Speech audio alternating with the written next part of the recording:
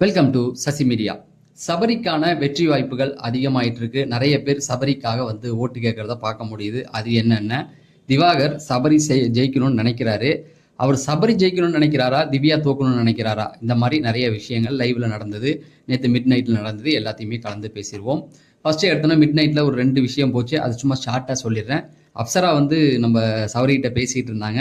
Maybe சபரிக்கு தெரியுதுமா தெரியலையான்னு தெரியல. அவங்க அப்சராவுக்கு சபரி மேல ஒரு க்ரஷ் இருக்கு அப்படிங்கிறது மேபி அறக்க புறக்க தெரிஞ்சிருக்கலாம். அது வெளியில வந்து பார்த்துக்கலாம். வெளியில வந்து சொல்றதா இருக்காங்களாம்.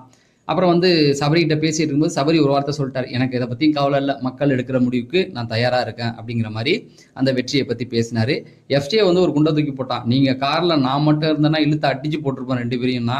அப்படிலாம் நடக்காது தம்பி, நீ வீட்டுக்குள்ளே இருந்து அதெல்லாம் அடிச்சு போகிறதெல்லாம் ஏற்றி விட்டுட்டு இருக்கான் சபரியை வந்து. ஏற்கனவே வந்து இந்த நக்லஸ் டாஸ்கில் வந்து ஏற்றி விட்டு தான் அவரை வந்து ஜெயிலுக்கு போக வச்சான். அந்த மாதிரி நிறைய விஷயங்களை ஏற்றி விடுதா சபரி வந்து நிலை கொலையாமல் அப்படியான்ற மாதிரி சில விஷயங்களை கேட்டுக்கிட்டாரே தவிர வேற எதுவும் நடக்கலை. இதுதான் வந்து நைட்டு மிஸ் ஆன ஒரு விஷயம். சரி, இன்னைக்கு அந்த ப்ரோமோ பார்த்துருப்பீங்க, அன்சீன். அது அன்சீன் கிடையாது, அவன் தான் சேனலோடைய ரைட்ஸே அவர்கிட்ட தான் இருக்குது ஜியோவில். அதில் வந்து ஒரு இது வந்திருக்கு, என்னன்னா திவ்யாவை போட்டு பொழந்து எடுத்துக்கிட்டு இருக்காப்புல வாட்டர்மிலான். ஸோ இதுக்கான ஒரு காரணம் என்ன அப்படின்னு பார்த்தீங்கன்னா, திவ்யாவுக்கும் அவருக்கும் நடந்த சண்டை. உண்மையாகவே இந்த சண்டை எங்கே ஆரம்பிச்சதுன்னா ஞாயிற்றுக்கிழமை தான் ஆரம்பிச்சது. ஞாயிற்றுக்கிழமை இவர் வந்து சபரிக்காக வாக்கு கேட்டார் இல்லையா இவங்க வாட்டர்மிலான், அதுதான் வந்து திவ்யாவுக்கு கொஞ்சம் கடுப்பேற்றி விட்டது அன்னைக்கு. ஏன்னா நம்ம கூட சுற்றுறான், நம்மளை பற்றி பேசுகிறான், நம்மக்கிட்ட வழிஞ்சிட்டு இருக்கான், நமக்கு ஓட்டு கேட்காம சபரி ஜெயிக்கணும்னு சொல்கிறானே அப்படிங்கிற ஒரு எண்ணம் தான் அடுத்தடுத்து நைட்டு நிப்பி வெளியில் படு, அதை பண்ணு இதை பண்ணு அப்படிங்கிற மாதிரி பிரச்சனை சரியாச்சு. இந்த விஷயத்தை பொறுத்த வரைக்கும் வாட்டர்மிலன் மேலே நிறைய தப்புகள் இருக்குது. திவ்யாவை பொறுத்த வரைக்கும் அதுக்கு கொஞ்சம் இடம் கொடுத்தாங்க அப்படிங்கிறது தான். ஏன்னா அவன் யாருன்னு தெரிஞ்சதுக்கப்புறம் இடம் கொடுத்து என்ன பிரயோஜனம்? இங்கேருந்து போகும்போதே அவன் அந்த கேஸில் தான் போனான். அப்புறம் வந்து திரும்ப இடம் கொடுத்ததுனால என்ன ஆக போகுது? அவன் திரும்ப அதை தானே பண்ணுவான்னு உங்களுக்கும் தெரியும், எங்களுக்கும் தெரியும். ஸோ அந்த ஒரு பிரச்சனை மட்டும்தான் திவ்யா மேலே இருந்ததே தவிர மற்றபடி ஒன்றும் கிடையாது. ஆனால் அவன் போட்டு பொழந்து எடுக்கிறான். அதாவது என்னென்ன சொன்னார் அப்படின்னு பார்த்தீங்கன்னா, டைட்டில் வின் பண்ணுறதுக்கு தகுதி கிடையாது, கத்திக்கிட்டே இருக்கு அப்படிங்கிற மாதிரி. வெளியில் பிஆர் ஒர்க்கு அது ப்ரொமோல வரல, ஆனால் அடுத்து அதெல்லாம் பேசினார். வெளியில் பிஆர் ஒர்க் நிறையா போயிட்டு இருக்கு திவ்யாவுக்கு அப்படிங்கிற மாதிரி நிறையா பேசினார். அப்புறம் சபரியை பற்றி பேசினா, அவன் அந்த குரூப் பீஸில் போய் உட்காந்துக்கிட்டான், அது ஒன்று தான் அவன் மேலே பிரச்சனை, இல்லைனா அவன் வந்து இன்னும் ஸ்ட்ராங்காக ஜெயிச்சிருப்பான் அப்படிங்கிற மாதிரி நிறைய விஷயங்கள் பேசினார். அதை பார்த்துருப்பீங்க. ஸோ இதில் வாட்டர்மிலானுக்கு இருக்கிற ஒரே ஒரு வருத்தம், சபரி ஜெயிக்கணும் அப்படிங்கிறத விட திவ்யா தோக்கணும் அப்படிங்கிற ஒரு எண்ணம் தான் அவருக்கு மேலோங்கி இருக்கு. அதனால தான் அவர் வந்து போட்டு அடிச்சு ஒட்டச்சி உட்கார வைக்கிறாரு திவ்யாவை. ஸோ என்னை பொறுத்த வரைக்கும் சபரியே அதுக்கு ஒரு பதில் சொல்லிட்டாப்ல. இந்த வாட்டர்மிலான்னு ஒருத்தன் இருக்காங்க சார், புலம்புற டாஸ்கில் அவன் என்னை ஜெயிக்க வைக்கிறதா நினச்சி என்னை கீழே கவுத்து விட்டுட்டு இருக்கான் சார்னு புலம்பியிருப்பாப்ல. அதுதான் உண்மை. அவருக்கு சபரி ஜெயிக்கணும்னு நான் எண்ணம் கிடையாது, திவ்யா தோக்கணும், அதனால இந்த ஒரு முடிவு எடுத்திருக்காரு. அதுதான் நான் புரிஞ்சுக்கிட்டேன். ஸோ உங்களுடைய எண்ணம் என்னன்னு கமெண்ட் செக்ஷனில் சொல்லுங்கள். அடுத்து சபரிக்கான ஓட்டுகள் அதிகரிச்சுக்கிட்டு இருக்கு. நிறைய பேர் நிறைய விதம் சொல்லலாம். வெற்றி வாய்ப்புகள் சபரிக்கு வந்து நிறைய இருக்கு. அதுதான் வந்து நாங்கள் கேள்விப்படுற செய்தியுமே. ஓட்டுகள்லாம் யாரும் கொடுக்க மாட்டாங்க மக்களே. லாஸ்ட் வீக்கில் எப்படி கொடுப்பாங்க? அவங்களே அரோராவுக்கு ஜெயிக்க வைக்க ட்ரை பண்ணிக்கிட்டு இருக்கும்போது இவங்க இன்னொருத்தவங்க ஓட்டிங்கில் அதிகம் இருக்கிறத வந்து நம்மக்கிட்ட கொடுப்பாங்களா? நிறைய சேனல்கள் அதை பண்ணுறாங்க. நான் அப்படி என்னாலையும் பண்ண முடியும். அஃபிஷியல் ஓட்டு அப்படின்னு சொல்லி ஒரு லிஸ்ட்டை எடுத்து என்னால் கொடுக்க முடியும். ஒரு 2-3 சேனல் பண்ணுறாங்க, அது தப்பு. எப்படி கொடுப்பாங்க? சேனல் அரோராவை ஜெயிக்க வைக்க ட்ரை பண்ணுறாங்க. அப்படி இருக்கும்போது ஓட்டிங்கில் இன்னொருத்தவங்க முன்னிலையில் இருக்கிறத தூக்கி நம்ம கையில் கொடுப்பாங்களா? அதெல்லாம் ரொம்ப பொய்யான வேலை. அதெல்லாம் நான் பண்ண மாட்டேன். அப்போ நீங்கள் கேட்கலாம், நேற்று மட்டும் சொன்னீங்கன்னு. நேற்று நான் அஃபீஷியல் ஓட்டுலாம் கொடுக்கல. அஃபீஷியலாக வந்த செய்தி என்னன்னா, அந்த டைமில் அரோராவுக்கான ஓட்டுகள் எகிரிக்கிட்டு இருந்தது. அவங்களுக்கு மட்டும்தான் ஓட்டிங் ஒர்க் ஆனிச்சு, மற்றவங்களுக்கு ஒர்க் ஆகலை.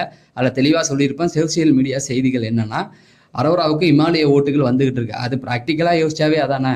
மற்ற 3 பேருக்கும் ஒர்க் ஆகலை, அரோராவுக்கு ஒர்க் ஆகுதுன்னா அவங்களுக்கு தான் ஓட்டுகள் ஏறி இருக்கும்.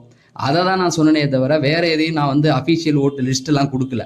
அப்படி கொடுத்தா அது பிஆர் ஒர்க்கு, ஓகேங்களா? நான் அந்த மாதிரிலாம் கொடுக்கல.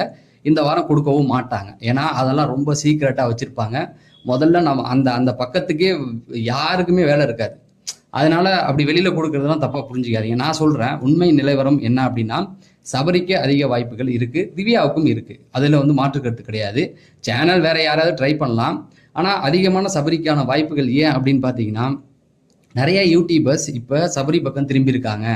ஓப்பனாகவே சொல்லிடுறேனே, விஜய் தீவு இருக்கார் இல்லையா, அவரெல்லாம் வந்து இப்போ சபரிக்கு ஆதரவாக பேச ஆரம்பிச்சிட்டாரு. அவர் எதுக்கு ஆதரிக்கிறாரு அப்படிங்கிறத பின்னணி, அவர் பார்வதியை சப்போர்ட் பண்ணுவார், அது எனக்கு நல்லா தெரியும். இப்போ சபரி ஜெயிக்கணும் அப்படிங்கிற மாதிரி இன்னைக்கு காலையில் நிறைய வீடியோக்கள் நான் பார்க்குறேன் அவர்கிட்ட.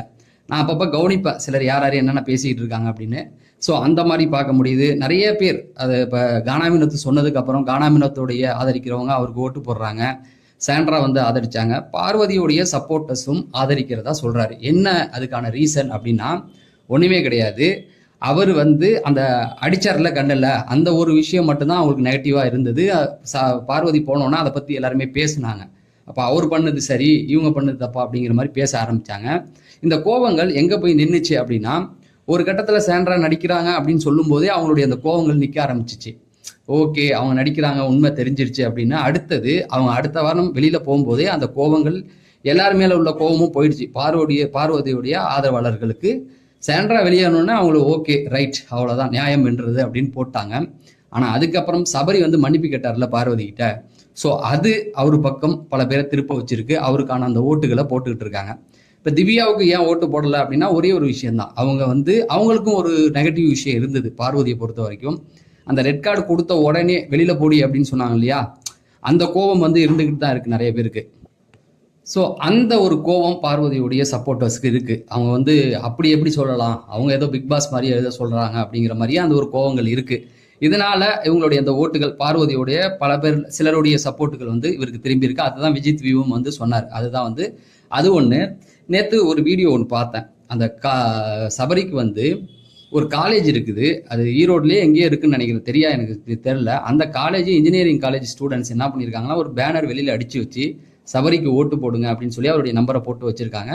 ஸோ பலதரப்பு மக்கள், யூடியூபர்ஸ், இப்படி எல்லாருமே வந்து அவருக்கு வந்து ஒரு சப்போர்ட் கொடுக்கறத பார்க்க முடியுது. இதெல்லாம் வச்சு பார்க்கும்போது சபரிக்கான வெற்றி வாய்ப்புகள் அதிகமாக இருக்குது அப்படிங்கிறது தான். அப்போ வந்து திவ்யாவுக்கு இல்லையானா திவ்யாவுக்கும் இருக்குதான், இல்லைன்னு நான் சொல்லலை. ஓகேங்களா, நம்ம பார்க்கும்போது கேள்விப்படுற செய்திகளை வச்சு பார்க்கும்போது அதிகமான வாய்ப்புகள் இருக்குது. அப்போ நிறைய யூடியூபர்ஸ் வந்து ஓட்டுகள் கொடுக்குறாங்க, அதெல்லாம் நீங்கள் நம்பக்கூடாதுங்கிறதுக்கு தான் இதெல்லாம் நான் எடுத்துகிட்டு வரேன். ஏன்னா நம்புறதுக்கு அவங்க வந்து முட்டாள் கிடையாது. சேனல் வந்து எல்லாத்தையும் நம்ம கையில் கொடுக்கறதுக்கு. இல்லைனா நான் கொடுத்துருக்க மாட்டேன்னா வந்தா எனக்கு செய்தி போட்டு ஒன்றும் கிடையாதுங்க. இப்போ இந்த மாதிரி அஃபிஷியல் ஓட்டு போட்டால் எனக்கு வியூஸ் போகணும் எனக்கு நல்லாவே தெரியும்.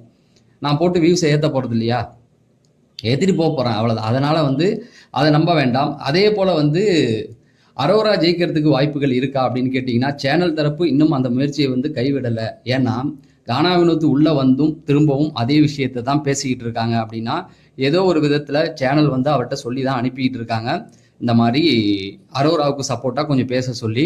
பட் அரோரா மேலே அங்கே தப்புள்ளானும் பல பேர் வந்து அந்த விரக்தியில் இருக்காங்க. எல்லாருக்கும் அந்த கோபம் இருக்கிறதுக்கு காரணம் வந்து அரோரா மேலே கிடையாதுங்க. கானா வினோத்தை ஆதரிக்கிற எல்லாருக்குமே அரோரா மேலே கோபம் இல்லை. இவர் ஜெயிக்கலை, அவர் ஏன் பணப்பட்டியை எடுத்தாரு அப்படிங்கிற அந்த ஒரு கோபம் அவங்களுக்கு அதிகமாக இருக்குது. இருந்திருந்தால் அவர் தானே ஜெயிச்சிருப்பாரு. இன்னைக்கு இந்த ஓட்டிங்கில் வந்து அவங்க பெருசா இவங்க பெருசான்னு பேசுறதுக்கு வாய்ப்பே இல்லையே, என்னடா சத்தம் இங்கே அப்படின்னு மேலே அவர் தானே உட்காந்துருந்தாரு.